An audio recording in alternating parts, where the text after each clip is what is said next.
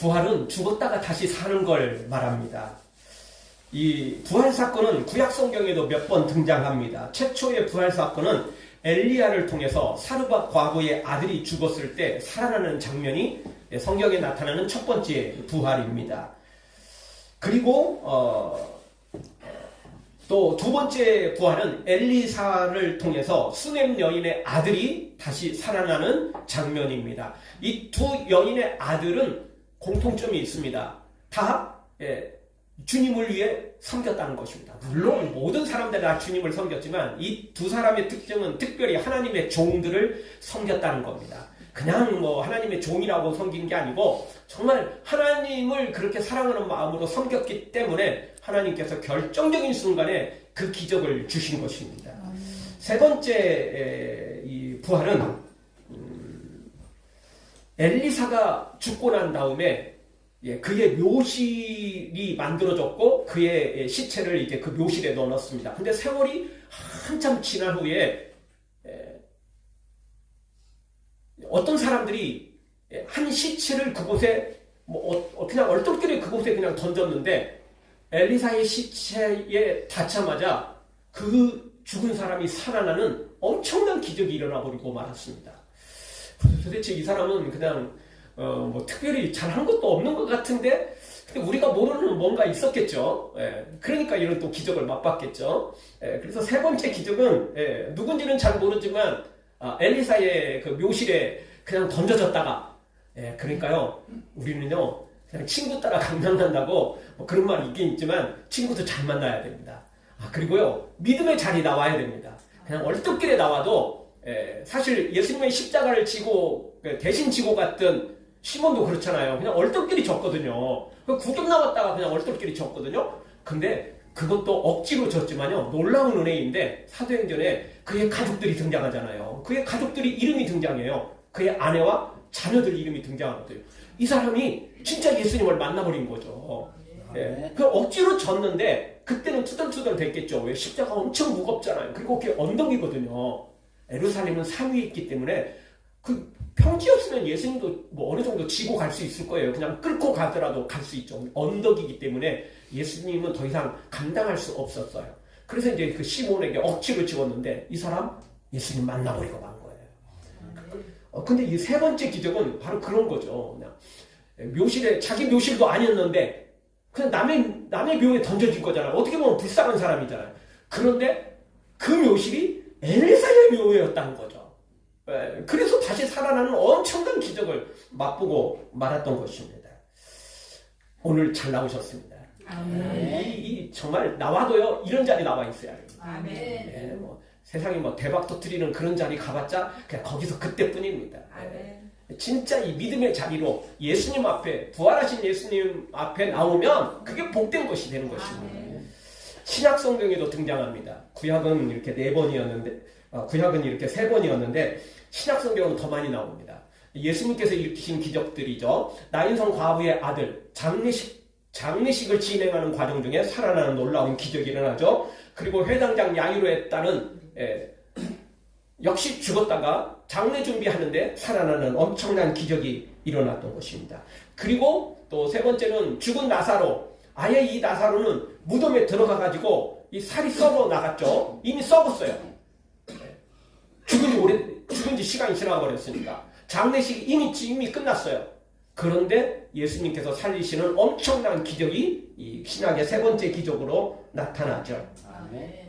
그리고 예수님께서 십자가에 죽으실 때요, 예수님께서 운명하는 순간 예루살렘에 있던 수많은 무덤들이 열리고 죽은 사람들이 살아났다, 이렇게 성경은 기록하고 있습니다. 그때 많은 사람들이 부활의 기적을 맛봤던 것입니다. 그리고 사도행전에 가보면 베드로를 통해서 도르가라는 여인이 평소에 구제를 정말 많이 했거든요. 예수님의 이름으로 많은 걸 베풀었던 사람이 이 도르가가 죽음을 당합니다.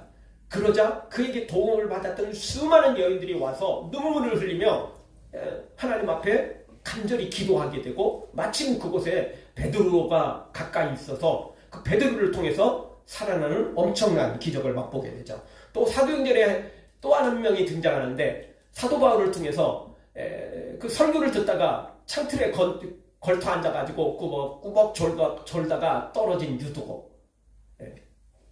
밑에 떨어져서 죽었어요. 추락해서 죽었거든요. 그런데 사도 바울을 통해서 다시 살아나는 엄청난 기적이 일어나는 것을 보게 됩니다. 세상에는 죽었다가 다시 살아나는 사람들이 있긴 있어요. 교회 말고도. 그런데 그 사람들은요, 의사가 잘못 판정을 내렸거나 또는 원래 여러분 심장이 멈췄다고 완전히 죽는 건 아니에요. 그러니까 이 병원에서는 여러분 그 전기 충격을 주고 기타 여러 가지 방법들을 통해서 다시 살리거든요. 심장이 멈춰도 최대한 빨리 도착해서 응급 조치를 취하면 살아날 수 있는 일들이 생겨요. 그리고 세상에는 또 놀라운 일이 있는데 또 의사를 통해서 그런 응급 조치를 안 했는데 신기하게 다시 살아나는 일들이 벌어지기는 하죠. 어쨌든 그런 사람들은 대부분 기절했다가 다시 살아나는 거고 완전히 죽었다가 심장이 멈춘 것뿐만 아니라 이거는 더 이상 이제 심장이 다시 뛸 수 없는 상황에서 다시 살아나는 기적을 맛본 부활 사건이 성경에 여러 번 등장하기는 하지만 단 한 가지 문제가 있긴 있습니다. 이렇게 죽었다가 다시 산 사람들도 다시 죽었다는 것입니다. 아무도 지금까지 살아있는 사람이 없어요. 아무도 영원히 살 사람은 아무도 없는 것입니다. 시체가 썩었다가 살아난 나사로도 그냥 죽었다가 다시 살아나는 여러 사람들도 결국은 다시 죽었어요. 몇 년 살다가 또는 몇십 년 살다가 특히 처음 그 수넴 여인 사르밧 과부 여인의 아들들은 어린 아이들이었기 때문에 그 아이들은 몇십 년을 더 살았겠죠. 그래도 다 죽었다는 겁니다. 그 누구도 영원히 사는 사람은 없다는 것입니다. 성경을 보면 또 세상의 모든 이치들이 그렇지만 한 번 태어나면 한 번은 죽게 돼 있어요. 그게 이치인 것입니다. 그게 자연의 순리이고 그것이 하나님의 영적 원리 중에 하나인 것입니다. 그렇기 때문에 오늘 성경에 나오는 더 좋은 부활이 우리에게 큰 소망을 주고 또 우리가 이 더 좋은 부활이라는 이 단어에 밑줄을 칠 필요가 있는 것입니다. 오늘 성경에는 이 더 좋은 부활 있다는 것입니다. 이런 부활의 사건들이 죽음에서 살아나는 사건들이 있었지만 다시 말씀드리지만 이 사람들은 죽었다는 거예요. 다시 죽었어요. 그래서 오늘 성경은 똑같은 부활로 취급하지 않습니다. 구약에 3번 등장하고 신약에 이렇게 또 6번 등장하는 이런 부활과 예수님의 부활은 차원이 다른 부활이라는 거예요. 왜? 이 사람들은 살아났다가 다시 죽었지만 예수님의 부활은 영원히 죽지 않고 살아있는 것이기 때문에 더 좋은 부활로 오늘 성경은 기록하고 있는 것입니다. 우리가 마지막 날에 부활할 것도요, 이 더 좋은 부활입니다. 그냥 죽었다가 다시 살아났다가 다시 죽는 그런 게 아니고 영원히 죽지 않는 이 부활. 그래서 더 좋은 부활로 오늘 성경은 우리에게 언급을 하고 있는 것입니다. 사랑하는 성도 여러분, 우리도 단지 기절했다가 살아나거나 장례식 도중에 살아나거나 또는 무덤에 갇혔는데 그리고 또 며칠 후에 또 살아나거나 또는 오늘 성경에 나오는 이 구약 신약에 나왔던 이 죽었던 사람들이 살아나는 그래서 다시 죽는 그런 부활이 아니라 우리는 영원히 죽지 않고 예수님처럼 영원히 사는 영원한 천국에서 상급을 받아 누리는 그 더 좋은 부활에 우리 모두 끝까지 예수님을 믿고 따름으로 이 더 좋은 부활에 동참하기를 주의 이름으로 축원합니다. 자, 오늘 성경 첫 번째 우리가 생각해 볼 수 있는 말씀은 더 좋은 부활은 영원한 생명의 부활이라는 것입니다.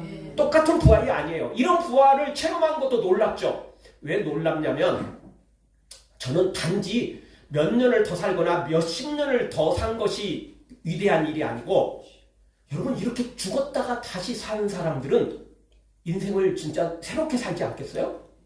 어떻게 똑같겠어요? 그렇지 않아요? 어떻게 우리가 평소 그냥 우리가 다른 사람들이 죽는 거, 그래서 장례식장에 갔다 오는 거, 또는 가족들, 가까운 사람들이 죽어서 나에게 충격을 주기도 하지만 내가 죽는 거하고 어떻게 똑같겠어요? 근데 내가 죽었다가 살아나는 사람, 그리고 여러분 일반 일에서도 나타나는 현상이지만 병원에서 뭐 진짜 심정지가 됐다가 다시 살아나는 사람들은 사후세계를 보는 사람들이 많다잖아요. 예, 심장이 멈췄다가 다시 나중에 이제 뛴 사람들. 그래서 뭐 이런 사람들은 자신의 그 육신하고 영혼하고 분리되는 그런 장면들을 다 본다잖아요. 저나 여러분이나 죽었다가 깨어난 사람들이 아니라서 잘 모르죠. 그게 실제 존재한대요. 그 심정지가 됐다가 그 중환자실에서 죽었다가 다시 살아나는 사람들, 예, 다시 심장이 뛰는 사람들은 그걸 생생하게 자신이 본대요. 자신의 육체하고 영혼하고 이렇게 분리되는 장면. 그래서 막 의사들이 막 살리려고 막 하고 이런 모든 장면들을 자기 그 영으로 다 보게 된다고 이야기를 하지 않습니까? 그 엄청난 사건들이죠. 근데 이런 일을 경험한 사람이 옛날하고 똑같이 살겠어요? 그럴 수는 없을 것 같아요. 특히 믿음의 사람이 부활했다. 뭐 나사로도 마찬가지고 유두고도 마찬가지고 도르가도 마찬가지고 자 이런 엄청난 기적을 체험했던 사람들 그 전에도 이 사람들은 믿음의 사람들이었겠지만 이후에 얼마나 더 거룩한 삶을 살았을까요? 2번 사는 건데 똑같이 살았겠어요? 절대 그럴 수는 없을 것 같아요. 믿음 없는 사람도 2번째 산다면 정신을 좀 제대로 차리고 살 것 같고 믿음 있는 사람이라면 정말 더더욱 쉽게 살지는 않았을 것 같아요. 그러니 2번째 산 이 사람들은 몇 년이 됐던 몇십 년이 됐던 진짜 주님을 위해 더 헌신했을 것 같아요. 그러면 결국 천국의 보물이 쌓이잖아요. 그러니까 이 사람이 저는 복되다고 저는 생각하는 겁니다.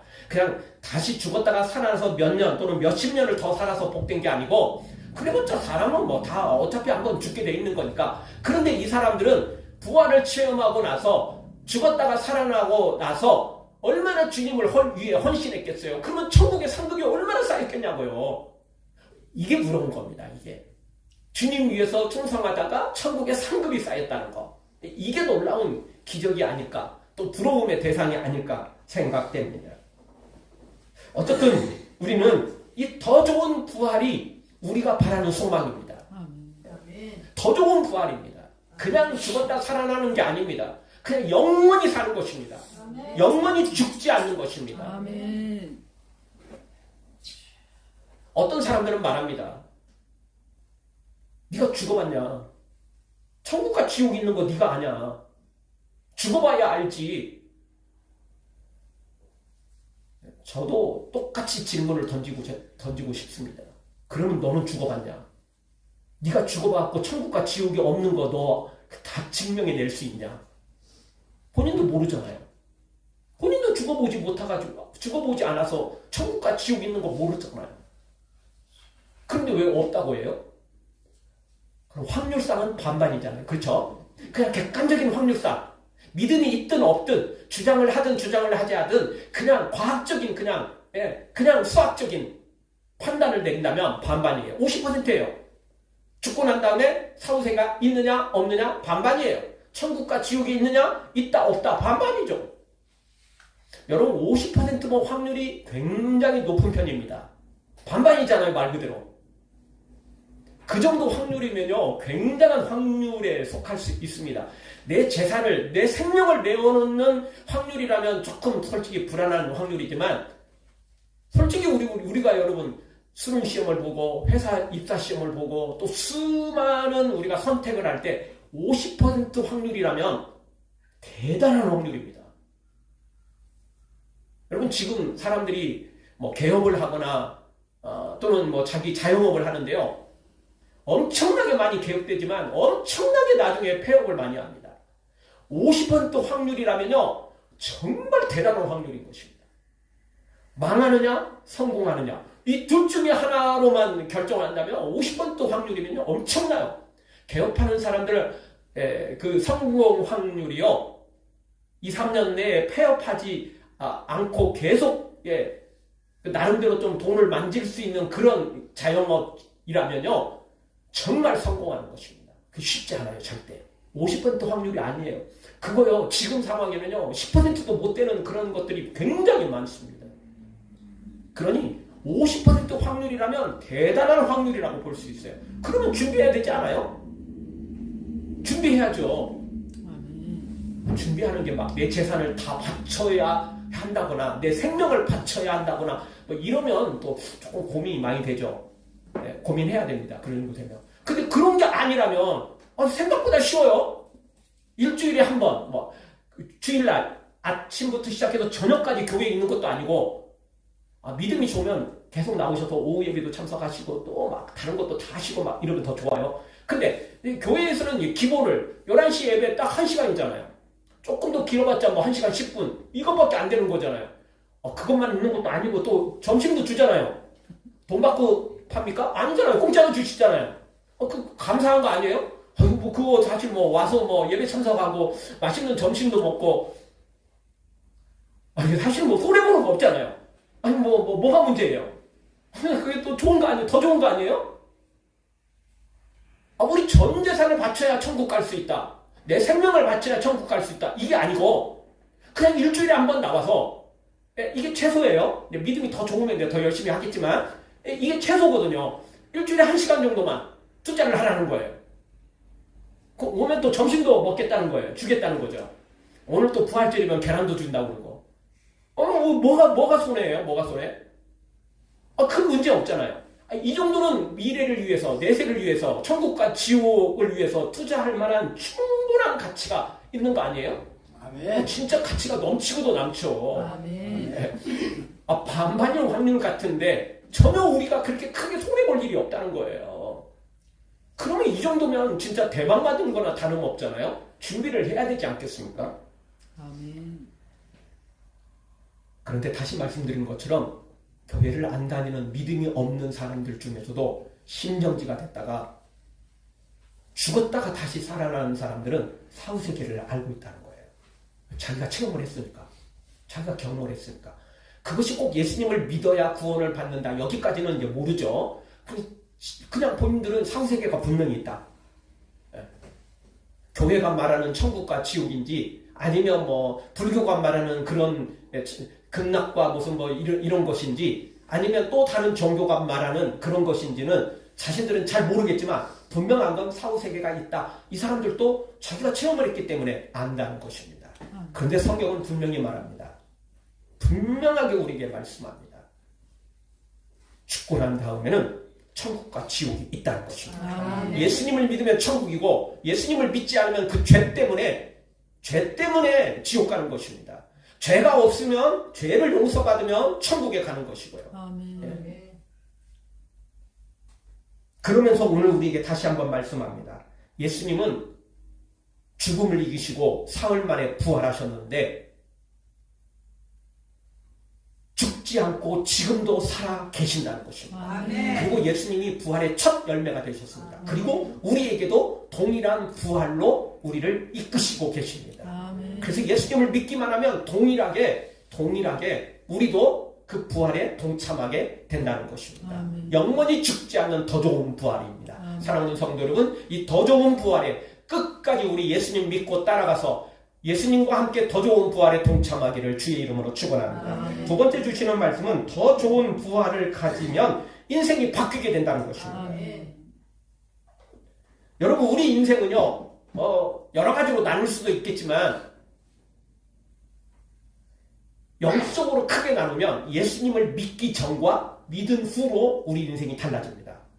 예수님을 믿기 전에는 내가 주인이었고 그냥 내가 원하는 대로 살아가는 것입니다. 그런데 예수님을 믿고 나면 삶이 달라지죠. 예수님을 바라보고 천국을 바라보고 그리고 또 이 거룩한 주일에 교회 예배에 참석하고 그리고 예수님을 바라보며 살아가게 되는 것입니다. 그런데요, 이 예수님을 만나기 전과 만나기 후가 완전히 다른 건 사실이지만 그럼에도 불구하고 예수님을 만나고 난 다음에도 조금 불완전한 신앙생활하는 사람들이 굉장히 많습니다. 여러분, 12제자들이 예수님을 믿었습니까? 안 믿었습니까? 믿었죠. 베드로는 마태복음 16장 16절에서 이렇게 고백합니다. 주는 그리스도시요 살아계신 하나님의 아들입니다. 고백했어요. 예수님도 그걸 인정했어요. 그건 너의 고백이 아니라 성령께서 너에게 은혜를 베푸시고 감동하셔서 그래서 네가 이렇게 고백한 것이다. 이렇게 예수님도 인정할 정도로 베드로가 그냥 성령의 감동을 했지만 그렇다고 베드로의 그 고백이 전혀 자신하고는 아무 관계없는 고백이 아니거든요. 성령의 감동 따라 자신도 이런 믿음의 고백을 한 거 아니에요? 믿었어요. 믿었지만 그들은 다 겟세마네 동산에서 예수님을 버리고 도망가 버렸어요. 불완전한 신앙이었어요. 그런데 나중에 부활하신 예수님을 만나고 나서 제자들이 완전히 바뀌게 됩니다. 그러니까요, 예수님을 믿기 전과 믿은 후가 달라지지만 이게 첫 번째 정말 변곡점이라면, 이게 첫 번째 반환점이라면, 두 번째 반환점은 부활하신 예수님을 만나기 전과 부활하신 예수님을 만난 후가 완전히 다른 신앙생활이 된다는 것입니다. 완전히 다른 인생이 된다는 것입니다. 이건 첫 번째 예수님을 만나기 전과 후의 삶과 더 큰 차이가 나타납니다. 제자들이 그랬어요. 예수님 만나기 전에는 어부 출신들이었잖아요. 그냥 먹고 마시고 그냥 살아가는 게 그들의 인생의 목표였어요. 근데 예수님을 만나고 난 다음에 그물을 버리고 자신의 모든 그 인생의 직장과 삶을 버리고 예수님을 따랐죠. 그렇지만 위기가 닥치니까, 생명의 위기가 닥치니까 예수님 버리고 도망가 버렸습니다. 그런데 부활하신 예수님을 만나고 난 다음 그들은 완전히 삶이 달라지죠. 비겁자였고 도망자였고 배신자였던 제자들이 죽인다고 그러는데도 불구하고 당당하게 예수님을 선포합니다. 사내들인 공회에 체포돼서 매를 맞고 태형을 당하고 그리고 피를 흘리면서 나오면서도 그들은 도리어 기뻐하고 즐거워했고, 그리고 다시는 예수의 이름으로 예수의 부활을 전파하지 마라 경고 협박을 했는데도 불구하고 제자들은 그들을 향해서 전도를 합니다.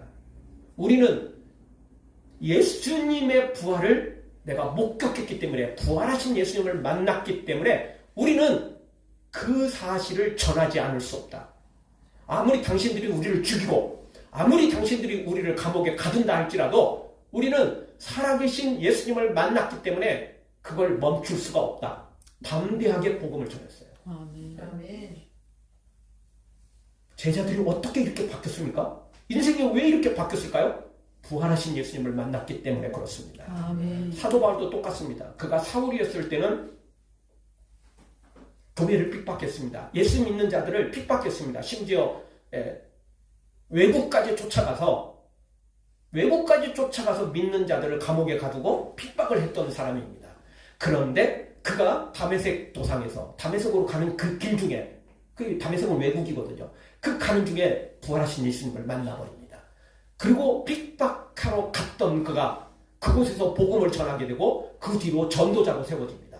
왜 이렇게 인생이 바뀌었을까요? 부활하신 예수님을 만났기 때문입니다. 지금도 똑같습니다.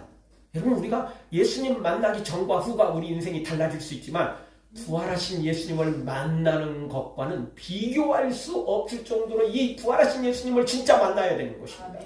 이 부활하신 예수님을 제대로 만나면 믿기는 믿어요. 교회는 나와요. 천국에 대한 소망도 있을 수는 있어요. 그런데 시험이 너무 자주 들고 문제가 생기면 문제가 진짜 커지는 것이고, 위기가 닥치면 흔들리게 돼 있고, 그러다가 또 도망가기도 하고 교회를 쉬기도 하고 봉사도 하고 싶으면 하고 그렇지 않으면 또 말고, 예배도 나오고 싶으면 나오고 아니면 말고. 근데 부활하신 예수님 만나면 진짜 인생이 바뀌어버리는 것입니다. 부활하신 예수님 만나면 죽음을 이기신 예수님을 만났는데 어떻게 평범하게 살 수 있겠어요? 절대 그럴 수 없는 거죠. 인생이 달라지는 것입니다. 완전히 달라지는 것입니다. 오늘 38절 상반절을 우리 다 같이 한번 보겠습니다. 이런 사람은 세상이 감당하지 못하느니라. 세상이 감당할 수 없는 사람으로 바뀌게 돼요. 그럴 수밖에 없죠. 아니, 세상에서 사실 여러 가지 일들이 있겠지만 세상에 좋은 것들은 돈, 권력 이런 것들이고, 세상에서 제일 공포스럽고 세상에서 제일 안 좋은 게 뭐냐면, 여러 가지가 있겠지만 단연코 첫 번째는 죽음입니다. 죽음. 그렇지 않아요? 죽는 것만큼 힘들고 공포스러운 게 어디 있어요? 그것만큼 큰 건 없어요. 내가 죽는 것도 공포스럽고 두려운 것이고, 내 사랑하는 가족이나 친구나 정말 내가 사랑하는 사람이 죽는 거, 이것도 공포이고 두려움이고 상처이고 아픔이고 이러지 않겠습니까? 그것만큼 어디 있어요? 교통사고를 당했어요. 큰 사고를 당했어요. 그래도 힘들긴 하지만 그래도 병원 가서 치료받고 다시 나올 수 있잖아요. 그것도 충격이긴 하고 힘든 건 사실이지만 다시 복귀할 수 있어요. 가정으로 돌아올 수 있다. 근데 죽음은 이별이거든요. 영원히 이별이거든요. 내가 죽든 가족이 죽든 사랑하는 사람이 죽든 친구가 죽든 그 죽음만큼 큰 그것만큼 공포스러운 건 세상에 존재하지 않아요. 근데 그 죽음을 깨뜨리고 부활하신 예수님을 만났으니 이게 세상에 감당할 수 없는 거죠. 여러분 세상에서도 너 죽고 나 살자 이 사람도 무섭긴 무서워요. 칼 들고 죽인다는데 그게 얼마나 무서워. 근데 너 죽고 나 죽자 이 사람은 정말 피해갈 수 없어요. 너는 죽이고 나는 살아내겠다 이 사람은요 그래도 어떻게든 자기 몸을 사리고 공격을 하거든요. 근데 너 죽고 나 죽자 이 사람은요 자기 목에 칼이 들어오는데도 불구하고 안 피해요. 왜냐면 자기가 살고 죽는 건 중요한 게 아니고 상대방을 죽이는 게 목적이니까. 자기 목에 칼이 들어와도 마지막 죽는 순간까지 상대방의 목에 칼을, 심장에 칼을 찌르는 게 이런 사람이거든요. 이 사람이 진짜 무서운 거예요. 근데 믿음 영적으로도 저는 똑같다고 생각합니다. 죽음을 이기시고 부활하신 예수님을 만나버리면 죽음이 두렵지 않은 거예요. 아멘. 그러니 인생이 바뀌게 돼 있죠. 그러니 세상이 감당할 수 없는 사람이 되는 거예요. 다시 말씀드리지만 사람들이요 돈 빼앗겠다고 그러고 좋은 직장 빼앗겠다고 그러고 정말 세상에 좋은 것들을 빼앗겠다고 그러면 사람들이 굉장히 두려워하고 이게 정말 상상할 수 없는 것만큼 큰 것이 맞아요. 근데 그거보다 더 목숨을 빼앗겠다 이러면 이제 더 이상 이제 감당할 수 없게 되는 거죠. 그런데 부활하신 예수님을 만나면 돈을 빼앗는다고 그러고 인생을 어떻게 힘들게 한다고 그러고 심지어 생명을 빼앗는다고 해도 두렵지 않게 된다니까요. 왜냐하면 부활하신 예수님을 만났으니까. 죽음이 그렇게 두려운 게 아니에요. 죽음이라는 건 이사가는 것과 똑같거든요. 근데 여러분도 잘 아시지만 저도 이제 우리 사택도 이사를 또 가야 돼요. 이 집주인이 들어오겠다고 하니까 어떻게 할 수 없네. 이사를 가야 되는데 여러분 이사를 가는 것도요 지금 있는 집보다 더 안 좋은 집으로 이사를 가면 솔직히 좀 힘들어요. 근데 더 좋은 집으로 가면 기분이 나쁩니까? 좋습니까? 그 좋은 거죠. 지금 있는 집보다 더 좋은 집, 더 큰 집, 내가 원하는 장소, 진짜 역세권에 가깝고 쉽게 버스를 타고 쉽게 지하철을 이용할 수 있는 교통도 좋은 이런 데로 간다는데 누가 기분 나빠요? 다 좋지 않겠어요? 그리고 전세를 살다가 내 집으로 또 분양을 받아가지고 들어간다 이러면 더 좋지 않겠어요? 근데 예수님을 믿는 우리는 죽음을 이기시고 부활하신 예수님을 만나버리면 죽는다 할지라도 그게 죽음이 아니고 이사거든요. 이 땅에서 천국으로 이사가는 거예요. 아멘. 더 좋은 데로 이사가는 거거든요. 그러니 뭐가 두렵겠어요? 기대가 더 큰 거예요. 그날을 바라보는 거예요. 그날을 기대하는 거예요. 내일 모레 이사야. 난 이제 다 끝났어. 그거는 줄여서 가는 거고 더 정말 가기 싫은데 가는 거고요. 더 좋은 집으로 이사 간다. 기대가 있고요. 소망이 있고요. 지금 힘들어도 며칠만 더 참아.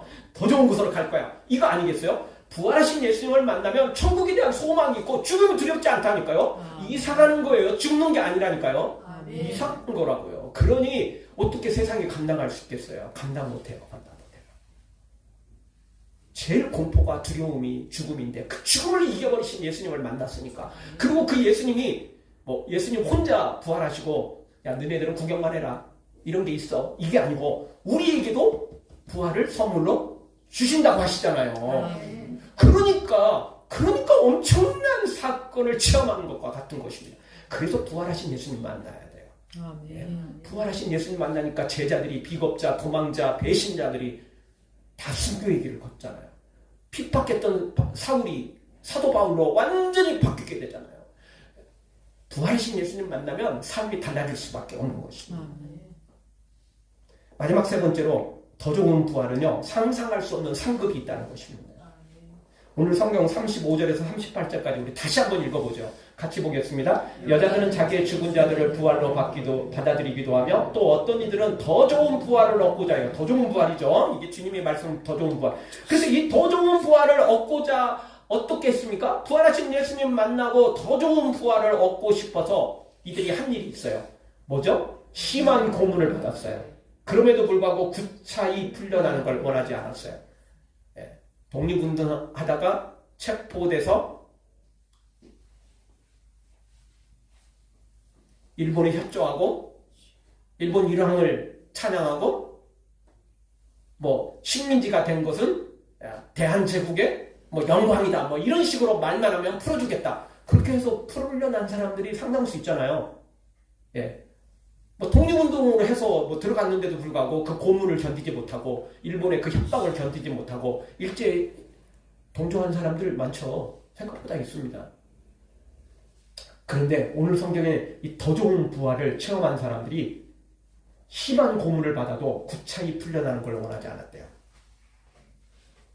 순교도 죽음도 당당하게 되겠어요. 진짜 죽어가면서 찬양하고 스데반 같은 경우 얼굴이 천사의 얼굴이 됐죠. 36절도 보죠. 또 어떤 이 아무도 이런 걸 개의치 않은 거예요. 힘든 건 맞죠. 육체를 가지고 있으니까 힘든 건 맞아요. 그런데 더 좋은 천국으로 이사갈 기회가 되니까 그게 문제가 되지 않는 거예요. 37절도 보겠습니다. 돌로 치는 것과 톱으로 켜는 것과 시험과 칼로 죽임을 당하고 양과 염소의 가죽을 입고 요리하며 궁핍과 환난과 학대를 받았으니 이런 것조차도 이들을 막을 수가 없었던 거예요. 왜? 더 좋은 천국으로 이사갈 기회가 주어지니까 이런 것들은 아무것도 아닌 거예요. 아무것도 아닌 거죠.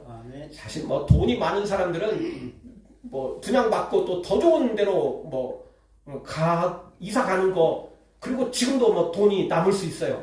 근데 솔직히 평범한 사람들은 집을 하나 뭐 구입을 하거나 그러면 대부분 이제도 대출을 받아야 되고 그러면 막 이자 대느라고 힘들고 막 그거 막 그 마지막 잔금 치르려고 막 다 힘들고 다 이렇잖아요. 솔직히 대부분 그렇잖아요. 뭔가 이렇게 좋은 계약을 해도 이사를 가도 기쁜 일이 생겨도 지금 당장 이자 내야 되고 또 막 준비해야 되고 막 다 힘들어요. 삶이 더 힘들어지는 게 맞아요. 그래도 더 기뻐요. 왜죠? 더 좋은 데로 이사 갈 거니까. 마찬가지예요. 이렇게 큰 핍박이 있어도 어떤 장애가 되지 않는 거예요. 왜? 천국에 이사갈 기회가 주어지니까. 더 좋은 부활에 참여할 기회가 주어지니까. 38절도 보겠습니다. 이런 사람은 세상에 감당하지 못하느니라. 그들이 광야와 산과 동굴과 토굴에 유리하였느니라. 오후에 우리가 그 튀르키예 소아시아 7교회 요한계시록에 나오는 그 교회들 이제 보고 있는데 오늘 마지막 이제 그 정리를 하게 되는데 로마의 카타콤도 지하의 동굴 아닙니까? 지하의 무덤에 원래 무덤으로 되어 있는 걸 그게 무덤 속으로 들어가서 막 수십 층 되는 그 무덤으로 그 동굴로 들어가지고 다시는 햇빛 한번 볼 수 없는데도 불구하고 믿음을 지키기 위해서 카타콤으로 들어갔던 사람들. 그리고 트르키에 거기도 지하도시가 있거든요. 지하도시. 수만 명이 살았던 그 지하도시. 그들이 그렇게 산과 동굴과 광야, 토굴에 유리했어요. 그래도 그들을 막을 수 없었어요. 왜? 부활하신 예수님 만났으니까. 부활하신 예수님 만나면요 삶이 달라져요. 그 누구도 막을 수 없다니까요. 세상이 감당할 수 없는 사람들이 되는 것입니다. 왜? 천국이 자기 것으로 보이니까. 그러니 죽음이 두렵지 않은 거예요. 돈? 권력? 세상의 부귀영화? 있으면 좋죠. 좀 있으면 당연히 좋죠. 그런데 그런 게 중요한 게 아니에요. 왜? 아무리 부귀영화 누리고 세상에 좋은 거 다 가져도 사람이 죽을 때는요. 빈손으로 왔다 빈손으로 가는 겁니다. 무덤을 화려하게 하고 수의를 몇 천만 원짜리 입고 뭐 관을 몇 천만 원짜리로 짜고 설사 그 위에 뭐 그 속에 금관을 집어넣고